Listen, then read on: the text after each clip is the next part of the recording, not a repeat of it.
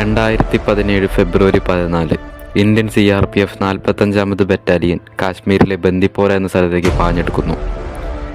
ഒരു സീക്രട്ട് ഇൻഫർമേഷൻ്റെ ഭാഗമായിട്ട് ഭീകരർ താമസിച്ചിരുന്ന ലൊക്കേഷനായിരുന്നു അവർക്ക് കിട്ടിയത്. അന്നത്തെ മിഷൻ ലീഡർ ചീറ്റ എന്ന് വിളിപ്പേരുള്ള ചേതൻ ചീറ്റയായിരുന്നു. പക്ഷേ CRPF ആക്രമിക്കാൻ തുടങ്ങുന്നതിന് മുൻപ് തന്നെ അവരുടെ വരവ് മനസ്സിലാക്കിയ ഭീകരർ അപ്രതീക്ഷിതമായി വെടിയുതിർത്തു. ആദ്യ വെടിയുണ്ട തന്നെ അദ്ദേഹത്തിൻ്റെ വലത്തെ കണ്ണ് ലക്ഷ്യം വെച്ചായിരുന്നു വന്നത്. കണ്ണിൻ്റെ കാഴ്ച മങ്ങി തുടങ്ങിയതും 8ഓളം വെടിയുണ്ടകൾ തുടർച്ചയായി ശരീരത്തിൻ്റെ പല ഭാഗത്തേക്ക് തുളഞ്ഞു കയറി. സാധാരണ ഒരു മനുഷ്യനാണെങ്കിൽ ഇതിനോടകം നിലംപതിക്കേണ്ട സമയം കഴിഞ്ഞു. പക്ഷേ ചീറ്റ എന്ന വിളിപ്പേര് വെറുതെ കിട്ടിയതല്ലെന്ന് ഒരിക്കൽ കൂടി അദ്ദേഹം അവിടെ തെളിയിച്ചു. രക്തത്തിൽ കുളിച്ചു നിന്നുകൊണ്ട് ഏകദേശം 16 റൗണ്ട് വെടിയുണ്ടകളാണ് ഭീകരർക്ക് നേരെ അദ്ദേഹം തീർത്തത്. ആ വെടിയുണ്ടകളിൽ നിന്നായിരുന്നു ലഷ്കർ-ഇ-തായിബയുടെ കൊടും ഭീകരനായ അബു വധിക്കപ്പെടുന്നത്.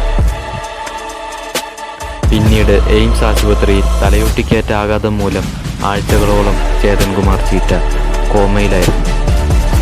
ഇനിയൊരു തിരിച്ചുവരവില്ല എന്ന് വിധിക്കപ്പെട്ടിടത്തു നിന്നും എല്ലാവരെയും ഞെട്ടിച്ചുകൊണ്ട് അദ്ദേഹം വീണ്ടും ജീവിതത്തിലേക്ക് തിരിച്ചു കയറി.